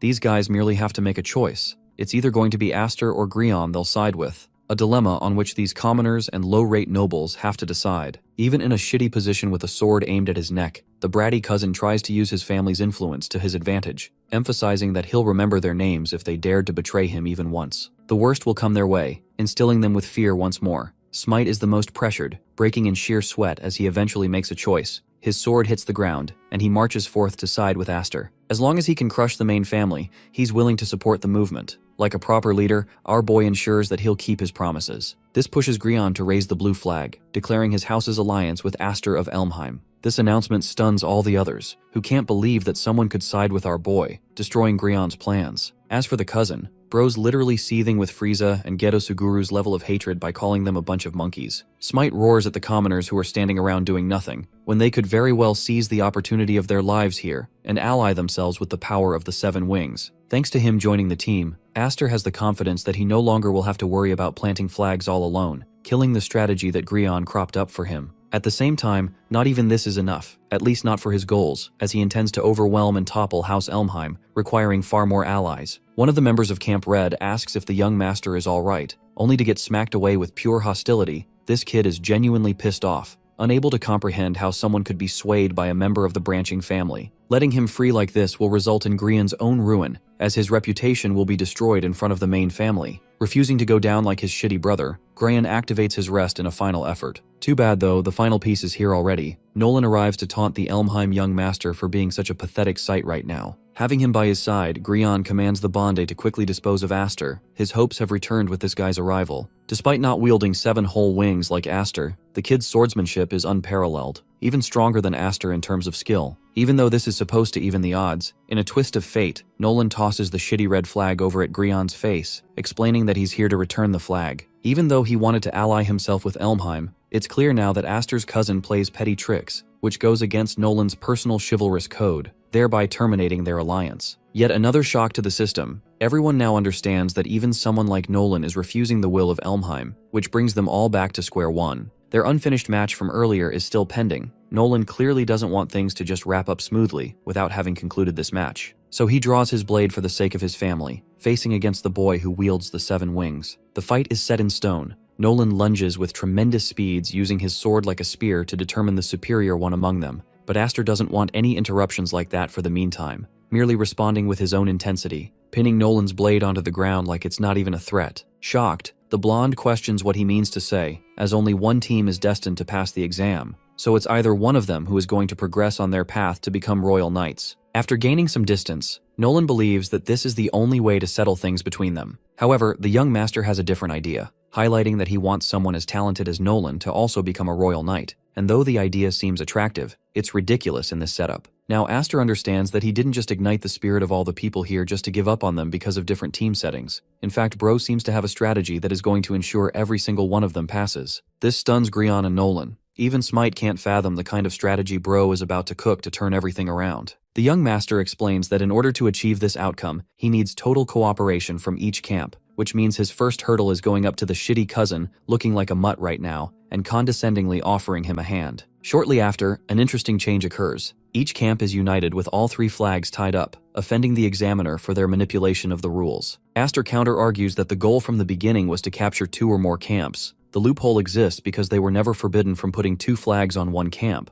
That's why they all collectively formed an alliance, occupying each territory at once. It's a genius strat that plays against the system of the exam, though the examiner roars that this disrespects the content of the exam itself. Smite fears that their plan has failed. Even Grion doesn't have any faith in this strategy, as the examiner expresses full aggression against the daring boy, who basically ended up shaking hands with his enemies and concluded the setting. Aster calmly fires back, stating that he would do such a thing if he judged the enemy to be more valuable alive, pissing off the examiner further, who roars that a knight is a sword meant to cut down, not to command others. The young master understands this reaction, but also counters that they technically didn't break any rules, so if they're disqualified on behalf of someone's ego, that means this examiner will fail in his duty. This locks him in a stalemate, but more importantly, our boy whispers that failing everyone here would mean to earn the anger of Elmheim, who won't sit around for this kind of upset. And that's a checkmate right there, sealing the deal. What happened next is that the examiner confirmed the situation with the higher-ups, causing them to wait for well over an hour. Some of them are worried about the outcome, questioning if they're really about to get disqualified together. Aster doesn't know anymore. The young master merely offered a logical proposal, but sitting far from him is Grion, who appears really upset. The third-rate noble whispers his shock. It's crazy that Grion ended up cooperating after all, making him wonder what he said to the guy. Our boy smirks, assuring him that it wasn't anything noteworthy. And finally, the examiner arrives with his decision, expressing that Principal Mumir himself has come to announce the results of the exam. Principal Mimir's presence shocks all the candidates. Smite points out how ordinary this old man looks compared to the others, while Aster urges him to at least pay respect. Turning to the boy of the 7 wings, Mimir taunts the kid for cornering them into making a very difficult decision. This number of candidates is historic for the second trial, and though there were several suggestions of a re-examination via the other directors, he ultimately decided to accept Aster's terms. Our boy is confused at first, until the man's face curves up into a smile as he congratulates them all for passing successfully, wishing them well so that they could keep working hard and prove that they were right to enroll each of them. Thanks to that, the whole batch is welcomed into the Dorosil Royal Knight Academy, leading them into the fancy dorm rooms in which Smite is loving the new treatment. It's the kind of life he's always dreamed of, all because of their lord and savior Aster. Bro is casually chilling while the others are shocked that they all managed to get in. This increases his influence and loyalty among the commoners. Also, can we talk about how Nolan's physique looks aesthetic as hell? Bro's like a Greek god out here, who sneers at these imbeciles for immediately switching over to Aster's side like that. Bro also shares no intentions of thanking our boy, even though Smite humbles Bro's ego by expressing that he lost to Aster. Our boy doesn't really care for the most part. He's concerned with the fight against the Elmheims, as well as sharing the center stage with the others as candidates. Victories like these remind him of the fact that there's a movement rising to turn against the mainline family when the time is right. The rebellion begins from these walls inside. Now, as for Bro's older sisters, they've graduated already. Alphen is still here since she enrolled just a year prior, so she'll quickly be an immediate ally for him. Training classes officially start tomorrow. Aster gets out of the pool to acclimate himself to the setting of the academy before he can start things through. But interestingly, he turns around to find his loyal servants following his every step. Bro is creeped the fudge out when he notices them stalking like this. These idiots are now a bunch of dogs who want to worship him like some kind of prophet, thinking that my guy is the embodiment of good luck. Smite and the others even begin to pray in front of him, while Nolan is realizing how annoyingly long this year is going to be. The scene cuts to Grion's meeting with his mother. The woman who tasked the boy to crush Aster is now clearly disappointed with the outcome, and instead it's the Elmheims who are on the back foot now. Helen Elmheim is a bad bitch out for blood, unable to accept that this bastard just let the Viscount's son ignite a damn movement against them. The whole family was insulted while Grion's impudent ass was watching and did nothing to stop it. Reasoning with his psychotic mother, Grion expresses that he'll live up to her expectations next time, only to get jabbed in the throat by one of his sisters, who exclaim that trash like him won't have a next time. Garbage like Grion don't deserve to be among the Elmheim, as that is the opinion of Lilan, another psycho baddie daughter who wants to feed her brother's flesh to monsters for letting them get embarrassed like that.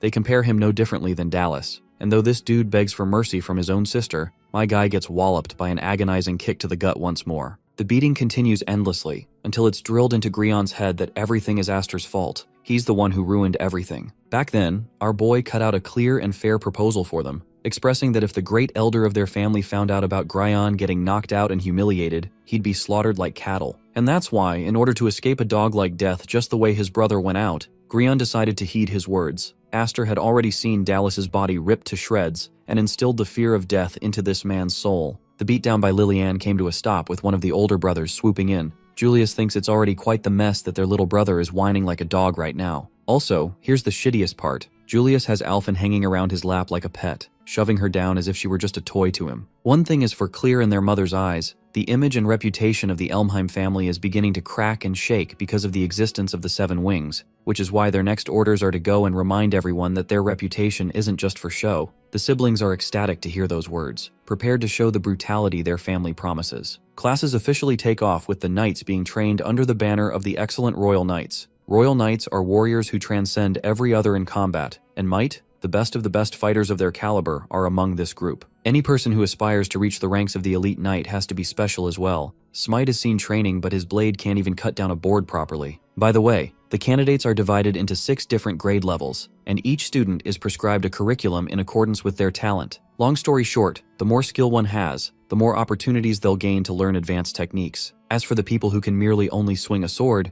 they're considered third class. Even Grion is out here struggling for his life. Second-rate warriors are those who can manipulate magical power at an intense rate. Nolan is having a very confident hold of his training so far. Finally, the ones who obsess over mastery in both sword and magic are classified as first-rate. The examiner refuses to entertain any warriors beyond the third-rate level, and in order to learn the top-level techniques, one has to keep proving their worth and power. By the way, while Bro is out here giving this speech, our boy in the background is literally cutting dimensions with a single mana blade. The rest of them are starstruck. Aster concludes the cut, chopping off the test board like it's no big deal. This is the level that the others are to aspire after, except the ordinary warriors can't even fathom what it means to reach this level. Mimur watches in shock and awe, the power of the 7 wings obliterating a magical iron pillar, which has the density of a golem, making it clear to everyone that this boy is not a joke. The hidden potential residing in him is in obscene levels, because if Aster doesn't continue to hone his skills further, he'll be swallowed by the dragons of this academy, the ones like Julius Elmheim, for example. As for the grading criteria, Smite finds it annoying that they're being tested after passing 2, proving how obsessed this academy is with the concept of meritocracy. Nolan and our boy are the only people who ended up at the 4th grade curriculum level instead of the bottom-most 6th, while Smite is leagues apart from them. The thing is, Aster shares that only 2nd grade royal warriors or higher become proper royal knights, so he urges his friends to catch up soon. Smite calls his boss a taskmaster, which annoys our boy a little. The commoner questions if the young master has forgotten about his promises of crushing House Elmheim, as several of their comrades rely on those words, hinging on the idea that Aster will forever change the way the world works. It's the first time they've ever had that confidence, so it's important that he doesn't let them down. Smite is already championing the demise of the Elmheims, but once more, Aster teases him to try and get stronger for that purpose. Yet deep down, he is compelled by his greater purpose of eliminating the main family once he becomes absurdly powerful himself. But before all that world domination talk, it's time for some snacks, since they've just done some heavy-duty training. Interestingly, there's quite the commotion at the cafeteria. It seems like there's some kind of trouble here. Savoring his food is Julius, who welcomes Aster at last, denoting him as his brother. Sitting just next to him is Liliane, and at their feet is someone our boy still hasn't gotten a glance of. The blonde is the 2nd son of the main family, also 2nd in line for the succession game. his sister Liliane is just as ruthless, accompanying him. The both of them combined are notoriously known as the tyrant sibling, the most torturous pairing in the whole family. This complicates our boy's journey, because these two are also attending the academy. Liliane catches an interest in our boy, praising him for having a cute face unlike Grion, who is LARPing at their feet, muffling his voice, not even being able to speak. They've put on a mask on his face. This is called the Iron Shackle. Aster explains that it's a torture mechanism for the family to correct the failures of its inferiors. It's an item that our boy is well familiar with in his previous life. Julius, on the other hand, is pretty impressed with his knowledge so far. At the same time, he pitifully stares down at Grion, who only carries the family's name and yet ends up a disgraceful 6th grader in ranking. A truly pathetic sight, but fear not. Julius is just trying to be a kind older brother and encouraging his dear little brother to try harder through this punishment. By the way, the rest of his men are no different. All of them are bound by the iron shackles. Their lives are dependent on whether they succeed or fail, which is the only way for them to receive nutrients. Failure means getting cut off from that supply and then death. Smite questions what is wrong with these people. They're all wearing the same stupid mask. Julius makes fun of them as a bunch of hungry beasts, the seniors of the academy. Among them, he encourages a certain someone to quickly show her face without being shy, and that person is a girl who walks up for their little reunion. The moment Aster glances at her red hair, Bro is traumatized by the state of Alphen, who has been reduced to a literal slave also under Julius's tyrannical command. The older brother has pushed the right buttons to get our boy provoked. While Alphen can't even bear to look at our boy in her current condition, Aster is royally pissed off and unsheathes his blade, roaring at the brother and questioning what the hell he did to her. Throwing around a bundle of iron shackles, Julius exclaims that he's actually prepared a whole bunch of these to welcome the freshman in kind. Since Aster has joined the academy, the older brother of the Elmheim is dying to savor a welcome party with them together.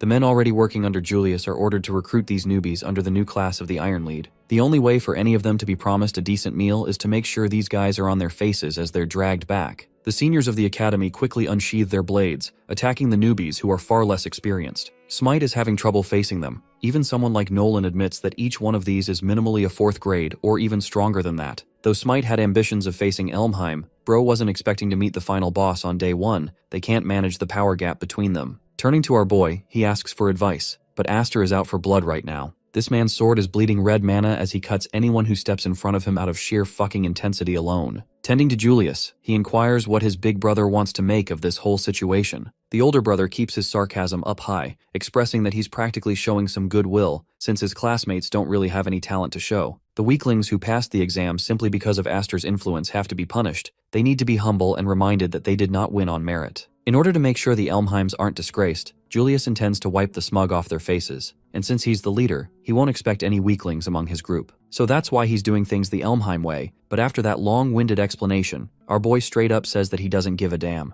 What he really cares about, as his sword burns with fury, is that the bastard quickly removes the mask from his sister's face. Saying so, Aster jumps up to cut him down, but to his own shock, it's Alphen who intervenes and stops him from fighting. She doesn't even see him as her own right now, unleashing powerful swings against him, as Julius emphasizes that our boy's sister willingly gave herself up after all. It's clear that she's been brainwashed. Liliane is amazed with her brother's capacity for evil. Aster, on the other hand, finally realizes why his sister wasn't in contact with them ever since she entered the academy. While he's unsure of what happened, right now, my dude is going all out just to make sure that Alphen's senses return back to normal. But to his shock, she aggressively pushes him back, refusing to be saved. Getting lost in his emotions, Nolan steps up to finish our boy's job by directly targeting Julius's head. He points his blade at the older Elmheim, who is even worse than Grion in his methods. The fact that someone like this guy calls himself a blonde is despicable. So Nolan demands that he draw his sword at once, as he approaches full speed to cut down the siblings with his sword. But that's the thing, these siblings aren't just for show, you know. Julius catches the blade with his raw fucking hands, questioning if studying the sword makes one a better knight than the others. With his unending fury, he looms over at Nolan, igniting his flames that reach all the way over to his body. This intense heat is practically torture to endure while being gripped by Julius, who calls himself the strongest and most deserving of the knight title. Saying so, he kicks Nolan like a football and sends Bro flying. Oh, and by the way, that wasn't some insignificant burn either. This man literally got half his face scorched off alongside his arm. These burns are grueling. Smite comes to the rescue, but Liliane is ecstatic to finish the job by trampling over the pride of these weaklings. That's why she's prepared the helmet as a special present for the pet, reserved for Nolan,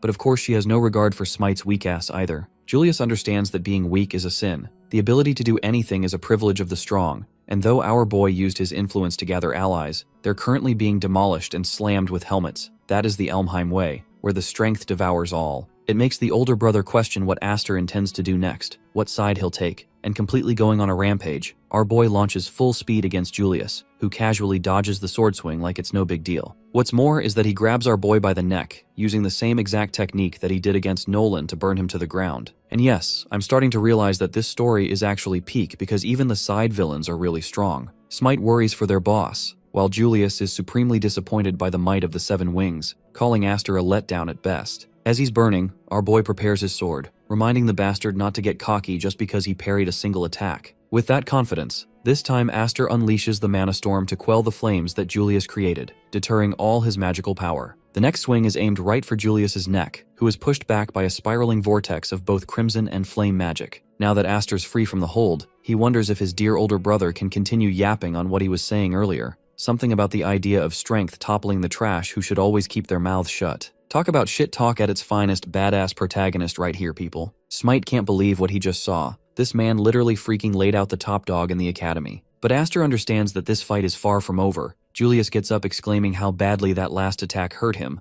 but in truth, bro literally looks fine as he dusts himself off, taunting him for not even being able to scratch the dude's crest. Smite realizes that nothing even happened. Lillian smiles in jest, as if she was never even worried in the first place. She only makes fun of his ass to get countered after talking smack. But Julius is pretty chill about the whole thing and expresses that he's got feelings too. The same chillness goes out the damn window because this man blazes up in fury for being called a piece of trash by Aster. He points his fiery blade at the Viscount's son, calling him cocky for getting arrogant in their little game. This time, however, Julius is bringing out the real heat, assuring Aster that this will be his grave. Our boy isn't the least bit intimidated and advises him to just quit senselessly threatening him, and that instead of talking shit, he should start attacking. Like I said, badass protagonist right here. Anyway, the blonde pulls back his sword to engage, and right as their duel is about to begin for round 2, a certain director comes along, stopping them from engaging in senseless combat. It's Earl Mays, who reminds these idiots that the cafeteria is for eating food and not straight up destroying the whole place down. Even as a director, he can't sit around watching their little mess continue on. But Julius thinks he owns the place, ordering even the director to stay out of their business. Earl Mays doesn't even let the insult affect him. Bro taunts Julius back for being a first-grade top candidate and still getting worked up over an inferior person, which should harm his reputation. So he comes to Aster's aid and makes it seem like it's him getting help,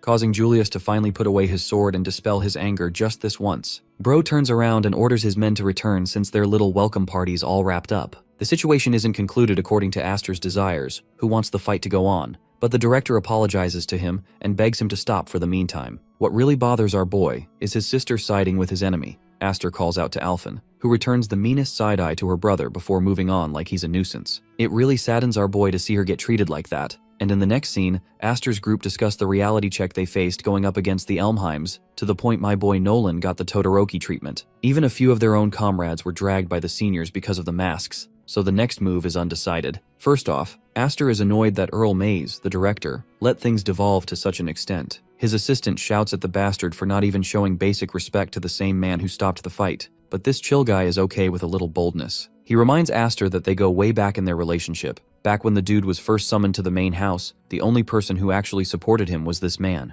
It's undecided whether or not this dude is a friend or enemy, or what his thought process looks like, but Smite is confused that if this guy is truly a director, then how the hell are the Elmheims dominating the whole academy like this? To make things fervently clear, Earl Mays emphasizes that he also belongs to the same house. He doesn't share any involvement with family messes unless absolutely necessary. Aster finds it a huge deal that he's not doing a damn thing about Julius forcing kids to wear these torturous masks. But you see, this has always been the state of the academy in the first place. It centers around meritocracy. Any method that forces growth and evolution of the inferiors is considered fine. For example, the kids under the command of Julius actually do end with their progress shooting way up, their grades excel, and even the principal is okay with it. This confirms to our boy that he's all alone in this fight, that he can't rely on the higher-ups at all. Earl Mays understands that the boy is being reckless and intends to just march inside the enemy base for an attack. However, there's one big problem with said approach. Earl Mays shares that each step the boy takes is closely being watched by the main family. They're waiting for him to slip up even just a little so that they can force his expulsion. But even that excuse isn't enough to stop our boy from doing the right thing and saving his friends. It's not even out of his desire to exact justice, but the fact that the iron shackle corrodes the soul of the human wearing it. It makes you a literal slave, steals your words, takes away one's self-respect, and even the will to rebel. That makes those people into puppets. It's a horrific fate that he wouldn't wish upon anyone. while Earl Mays is shocked that he knows the experience so well, as if Aster himself has seen it somewhere. Our boy vaguely hints that he's seen something horrific like that, and he refuses to let his friends go out in the same way, which makes the director wonder what he's about to do next. The youngest son of the Viscount clarifies that he isn't planning on getting expelled. Peaceful resolutions are far better, which surprises Earl Mays, as it hints at an interesting plan. Wielding the iron shackle, our boy reminds the director that he too has his own way of fighting, or his own Naruto's ninja way. 3 days flew by in a blink of an eye. Smite and the others are training relentlessly in hardcore combat. Nolan is shockingly treated back to full health without even hints of any scarring. The guy doesn't want to rest and intends to go full speed on the curriculum from the start.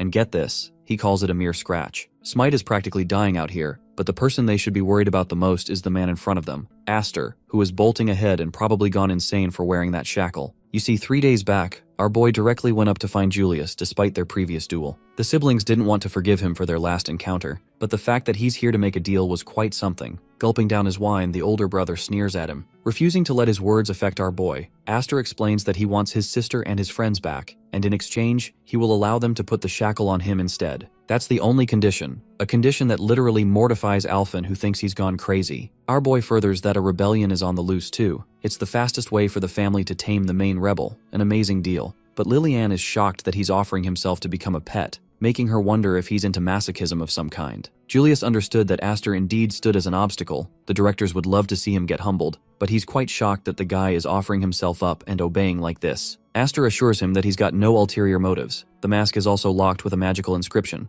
only they have the key for it. In other words, they will be capable of killing him whenever needed. But also, our boy cleverly taunts Julius if he's so afraid of being unable to brainwash him. That little remark alone causes him to flare up and melt the bottle in his hand, so Julius takes the bet, agreeing with one final addition. He wants 10 whole days of Aster wearing the shackle without even receiving a hint of water or food, and if the boy is still alive by that time, he can set them all free. It's a ridiculous deal that even Alphen wants him to refuse. It's the surest way to get our boy killed, but Aster accepted the condition, knowing that the shackle would corrode his soul. It's always been a tool of the family, but he can't let someone like Alphen be corrupted by it. The girl is the most fragile among their family, yet also the strongest in her resolve. Someone like her couldn't resist the shackle and looks at him with pity. Aster assures his sister that he'll break the chains, while Lillian lovingly comes around to imbue her energy into the tool. Our boy enjoys every second of it. The examiner berates them for crippling down and trying to take breaks out here in the middle of the training session. Even Grion is beginning to question why he's the one to get punishment like all the others. Smite points out the ruthlessness of the instructors who don't treat them any differently just because of their masks, but Nolan is there to rub salt on the wounds on his ass, calling it an act of karma. The shocking part is how even after several days, my man Aster is blitzing around full of energy, making them all suspect that he's some kind of monster with unending stamina. No one should be able to withstand several days without food or water. An entire week would literally cripple them. Yet, Aster has been dueling back to back, undergoing rigorous amounts of training. Nolan suspects that his friend has already reached his limit, but there is one rumor that he's reminded of at this moment. You see, before the boy was taken by the Viscount, they knew that the child made his own path crawling for several miles alone, even past a mountain fully buried in snow. That's right, bro was doing badass shit right after his birth out here. That's why his life force is exceptional compared to the average human. Even then, it seems like Aster is keeping this whole facade up as a bluff. By the way, Lillian has a collection of her pets in the dungeon, bringing them food and water to keep them alive. First, she unlocks their masks and then serves them a single cup of water alongside a shitty scrap of cheese. This is all they'll get for their performance. Even Grion thinks this is far too much, that this food won't do them any good. Bro shouldn't have happened because his sister ended up smashing the pudge of cheese right before his eyes, understanding that he never wanted it in the first place. She reminds them not to suffer the same fate as the boy in the corner. Aster's the only one among them suffering a harsher fate, who can't eat or drink anything. Julius enjoys their suffering, even urging Alphen to go up ahead and cheer on her brother. But with her sorry state right now, it's not like she can face him either. It's true that she's in a really terrible position, not knowing what she should do to help him, but the part bothering Julius the most is how this dude is a literal machine who refuses to go down. The kid hasn't even shown a bit of resistance and still does fine, begging the question if he's gonna tank it for the whole 10 days to come. Be that as it may, the blonde is ecstatic to see how long Aster can keep his arrogance up, and that he'll tear the confidence in his eyes soon enough. Meanwhile, our boy is just sitting there, ready to throw hands the second he escapes this damn mask. Powering mana into one's blade creates a razor-sharp pulsing edge, increasing the power of the weapon, and channeling the same through one's body creates an armor and enhanced like state. In other words, mana is quite flexible in its application, capable of being manipulated. For example, using it in your legs boosts one's speed faster than a horse, Other times, perception can be sharpened to detect an enemy. Finally, an overwhelming surge of it can act as a trump card to turn the very tide of the battle, like Aster does right now by manipulating the wind and maneuvering himself up in the skies. The flankers got flanked as he descends with a critical crushing blow, knocking the wind out of both. In the 4th grade curriculum, they're all expected to seize mastery over specialized mana manipulation. The usage of swords during this period is restricted, and for anyone possessing a crest, killing creatures is easy without even using a blade, demonstrated by this bastard of an examiner killing a bird with a finger blast. Aster, right now, is demonstrating that without a sword usage, 7 whole days have passed since he embraced this Iron Lead lifestyle, and a few days have passed since the hellish training period. Right now, he's gotten quite the hand of mana manipulation in normal combat. 3 more days are left until the promised day, and if he can endure till then, his sister and the others will be freed. However, even our boy understands that passively chilling won't help his case. The thing about Julius is that he didn't even use a sword, and yet he was stupidly powerful. The guy didn't even expose his full abilities back then. Aster's opponent is a 1st grade, a top-notch combatant. That's why he can't wait around in a place like this. And despite being completely exhausted, he needs to grasp some kind of knowledge or advantage to bring him victory. But then the limits of his own body catch up to him. As he topples to the ground, the dizziness and the weakness all come together, as a figure looms over him, questioning if the boy has hit his limit at last. Nolan checks his head and realizes that Aster's got a feverish condition, even though he couldn't keep up the confidence forever. Earl Mays feared that Aster would die out in this mission. That's why he tasked Nolan to make sure to take care of him in case something like this happened. Doing the right thing, Nolan urges to fetch his sword and crack this stupid shackle at once. But instead of letting him leave, our boy grabs his arm, refusing to crack under the pressure. Sure, death hovers over him, but his gaze of pure agony and determination is practically screaming, "Don't ruin this for me, I need to save my sister." Though Nolan can't comprehend those words, he understands the situation. However, these others around them, they're not going to be playing fair at all. Lillian has grouped up her men to taunt her brother, who is finally at the brink of breaking down. She mocks him for looking like an undead who deserves to be killed if he's wandering around like that. Nolan fires back, questioning what she's doing, intervening with the 4th grade training when she's a 2nd grader herself. But the thing is, she's not going to be fighting at all. She's just brought her own companions for a simple class visit. The instructor didn't mind either. Darting up at a tree branch for a clearer view, Lillian excitedly awaits the sight of Aster getting on his knees, begging for mercy when he finally cracks. She's just here to enjoy the show, and so she commands her men to kill them to their heart's content. The strategy is simple. They want to end his life before Aster even has a chance to meet the deadline date. He's just alarmed at how bold their approach is. Blocking one of the attacks Nolan covers from him from behind, the restriction of knights not able to wield their swords is most annoying, making it a battle of fists, limiting their output. Now, one trump card that Aster has up his arsenal can resolve the situation, but he hasn't quite thought of it yet. Even Lillian knows that these sword warriors are weakest without their weapons. She's enjoying the fun watching Aster exhaust himself, bringing him into a sorry state of becoming miserable by the minute. Nolan is operating just fine, but Aster's senses are dulled, and he doesn't even notice a guy charging at him from behind. The dude tackles him with full ferocity, headbutting so freaking hard that it spills out blood straight from the mask, crashing him into the tree. Our boy is genuinely getting his shit rocked right now, and it's not a good look. Nolan questions if bro is dead, but Lillian doesn't want the fun to end so soon, desiring to make him her pet later. All she cares about is crippling him to the point he's nearly dead. In the final few moments of his power, the unconscious Aster regains his senses suddenly, before releasing windcutter-type blades, slashing and ripping apart the bastard in front of him. This new technique wipes the confidence Lillian had earlier, and it seems like bro is capable of cutting people like sushi with his mana slashes alone.